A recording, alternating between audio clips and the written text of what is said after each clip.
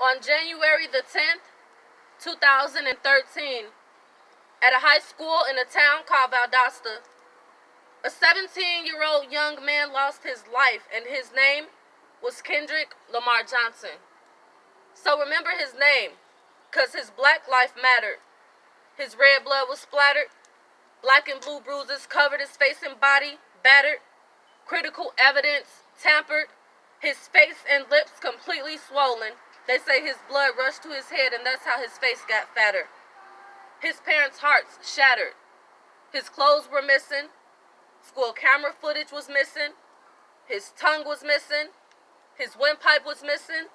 His brain was missing. His heart was missing.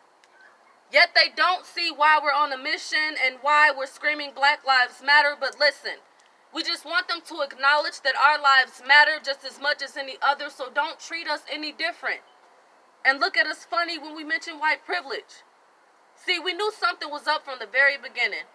When they didn't let the family identify the body, all these unanswered questions, they stole all his organs. Shit, they may as well have lied and said they didn't find the body. School officials were unapologetic. Law enforcement wasn't sympathetic when this case screams foul play so loudly it's pathetic. I bet you his mother never thought for 1 second that she would send her child to school one day and the next day she'd regret it. I bet she never imagined that her and her husband would be on the news later. Can you imagine how it felt to learn they had stuffed his body with newspaper?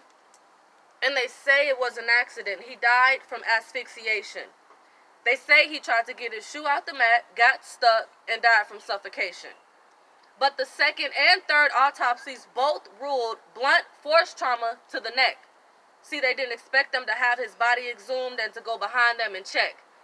So there were allegedly 2 suspects and 1 witness. 6 years later, still no justice for the family. I don't get this. How can they just take this boy's life and try to cover it up with lies? Whoever doesn't think this is BS needs to open up their eyes. They need to be held accountable and pay for what they've done.